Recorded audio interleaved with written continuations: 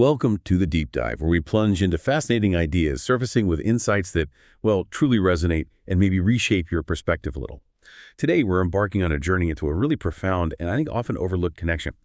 It's this intricate dance between who we are on the inside, in our deepest consciousness, and how that manifests in every interaction, every decision, every single step we take in the world outside. It's an idea that when you truly absorb it, doesn't just offer knowledge, but a practical lens through which to view your entire life. Our specific mission for this deep dive is to explore the introductory insights from a remarkable and actually quite succinct work, The Lantern of the Path, attributed to Imam Jafar al-Sadiq. Now, this isn't just some ancient philosophical text gathering dust. No, instead it presents itself as a dynamic, almost living guide for life's profound journey. It reveals precisely how our inner world doesn't just influence, but fundamentally shapes our outer reality. So we're here to unpack the foundational principles laid out right in this introduction and distill those powerful nuggets of wisdom that offer maybe a shortcut to being truly well-informed about a holistic view of self and spirituality. Because really, at its core, this work posits that every single outer action is a direct, undeniable reflection of an inner state. And it's a real privilege to delve into a source like this, one with such profound wisdom. Imam Jafar al-Sadiq himself, well, he was a towering figure of deep insight. His intellectual and spiritual contributions, they still echo today. What immediately strikes you about the Lantern of the Path, even just from its opening pages, is its unique nature. It's described as physically small, yes, almost deceptively small, yet it's overflowing with vast meanings. And it's structured in a way that allows for many levels of understanding. This isn't a passive read at all. The text makes it really clear that the actual benefit a person receives, well, it's deeply intertwined with their state and sincerity as they engage with it. It's like an invitation to a personal transformative journey, much more than just an intellectual exercise. And the work immediately sets the stage, presenting the path it outlines not just as religious doctrine, but as a complete and comprehensive guide for a person's journey through life. It promises a truly holistic approach to, well, to being human. That framing, understanding the Imam's wisdom and this idea of a holistic guide, it really does set the stage perfectly. And at its very heart, the very first concept he introduces, it seems fundamental to everything else we'll discuss today, Tawhid. It's presented as, and I'm quoting here, the profound idea that all of creation is founded on an essential unity. Tawhid. This isn't just a theological concept to memorize, right? It sounds more like a foundational worldview, a way of seeing the whole cosmos and our place in it. Exactly. And what's truly fascinating here is how this essential unity isn't treated as just some abstract concept floating out there. Instead, Imam Jafar al-Sadiq, he beautifully elaborates on this, showing us how Tawhid is something that actually every part of our human experience reflects. He defines a true Muslim not just by, say, adherence to rituals or outward practices, but as someone who has peacefully and knowingly submitted to this natural and wholesome balance. Now, this submission isn't about forced compliance or, blindly following rules. Not at all. It's presented as a conscious, intentional alignment with this fundamental unity that just permeates all of existence. Imagine recognizing a natural rhythm in the universe and willingly, peacefully choosing to become a part of it. So it's a submission that stems from a deep inner understanding and a sense of, well, profound peace, not coercion or external pressure. That concept, that idea of innate submission to a natural balance, it's incredibly compelling. It really makes you pause and think. If we're intrinsically connected to this fundamental unity, and our very being is meant to reflect it, what does it truly mean to live in alignment with this natural and wholesome balance in our daily lives? Especially today. For someone navigating the complexities, the often chaotic demands of modern life, how does the Imam's perspective help us experience this unity? Not just grasp it intellectually, but feel it. What are the practical implications when we start seeing ourselves as part of this grand unified design? It's a crucial question, absolutely. Because intellectual understanding is really just the first step. The Imam's teaching strongly suggests that true alignment with Tawhid means striving for an inner harmony that naturally extends outward. It's about recognizing that our internal state of peace, our inner equilibrium, as the text calls it, is directly influenced by our perception of this universal unity. When we feel disconnected, isolated, it's often because we've lost sight of this fundamental interconnectedness. So the practical implication is that cultivating a mindful awareness of Tawhid, actively looking for unity and diversity, seeing balance in apparent chaos, can actually be a source, a wellspring for our own inner peace. It allows us to respond to the world from a place of calm and conscious choice rather than just, knee-jerk reactions. It really shifts our perspective, doesn't it? From feeling like this isolated individual sort of fighting against the world to being an integral, harmonious part of it. And it seems like it's precisely this foundational unity that then illuminates how our inner world manifests outwardly, builds right on it. Building on that concept of inherent unity, the text then takes this really fascinating practical turn. It shows this direct, powerful link between our inner world and our outer actions. The Imam's work draws this direct link, stating pretty unequivocally that the outer behavior of a true Muslim is a direct reflection of what is deep in their inner consciousness. Wow. That's not just a suggestion or a moral guideline, is it? It's presented as a fundamental teaching, a kind of universal mirror principle. It demands we look beyond just surface-level conduct. Exactly. And the Imam's wisdom truly shines here because he doesn't just state the principle and leave us hanging. No, he provides specific, quite vivid examples that really bring it to life. They detail how this profound inner-outer relationship actually unfolds in our everyday actions. He tells us, for instance, that their outer courtesy comes from their inner equilibrium.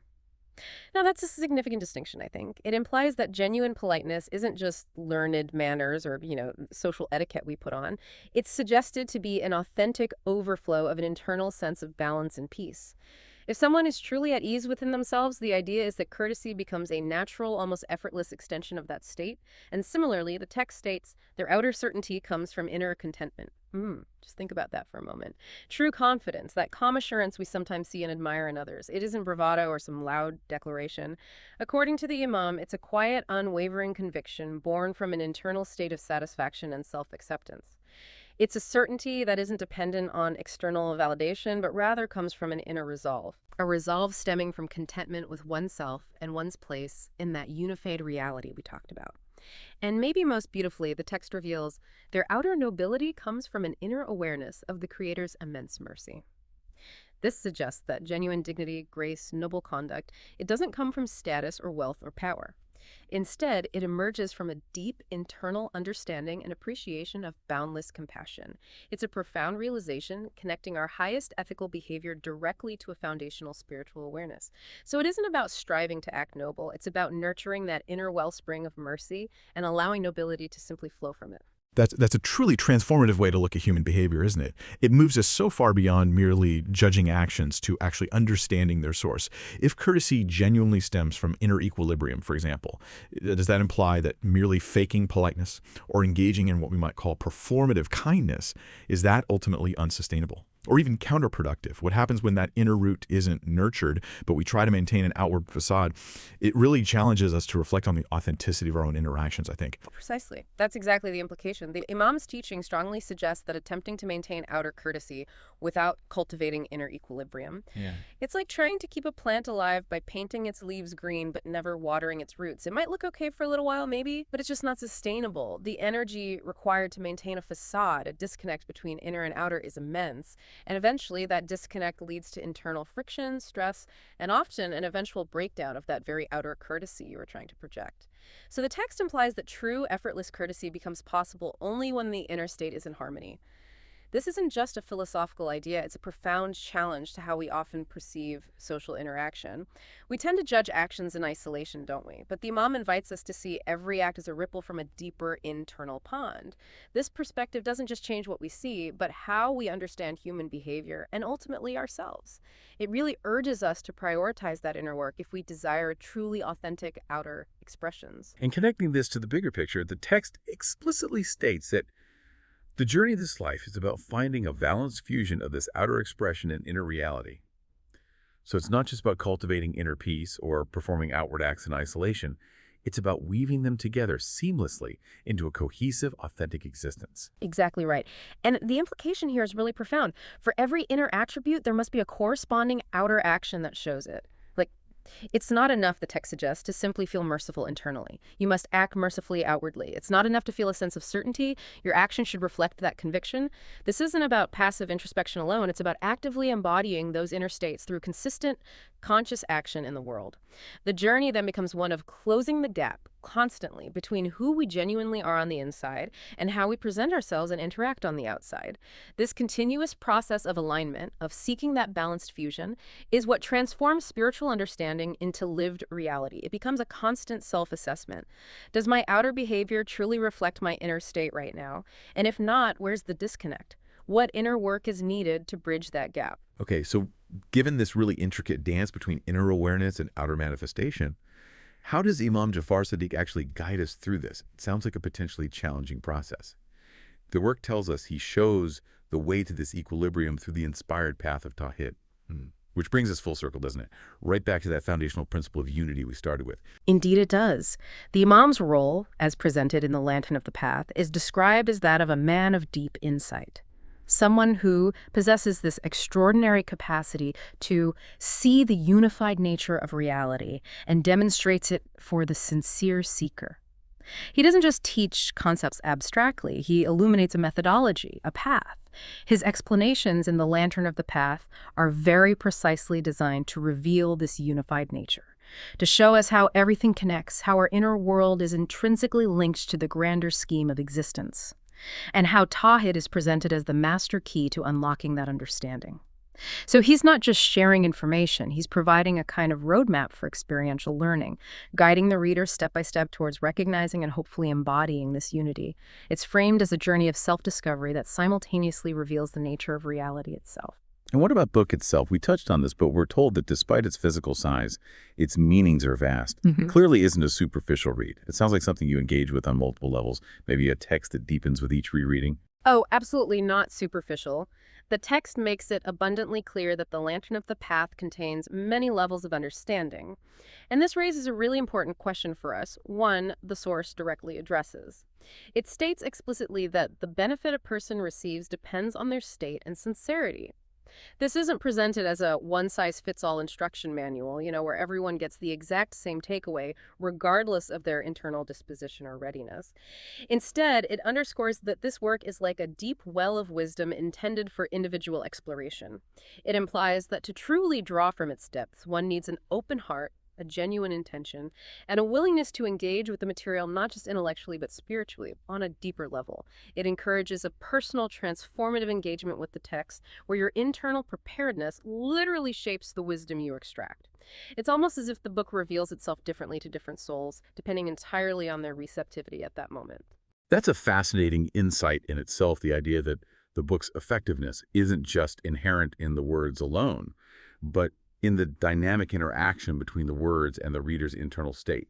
So for you listening, if you want to understand this deeper, how does one cultivate that state and sincerity?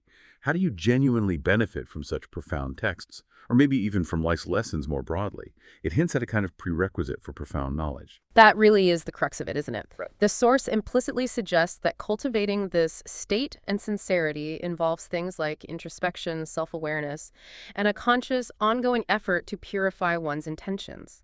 It's about being honest with oneself, acknowledging one's inner struggles, perhaps, and approaching knowledge with humility and a genuine desire for growth, rather than just, say, intellectual curiosity or seeking validation.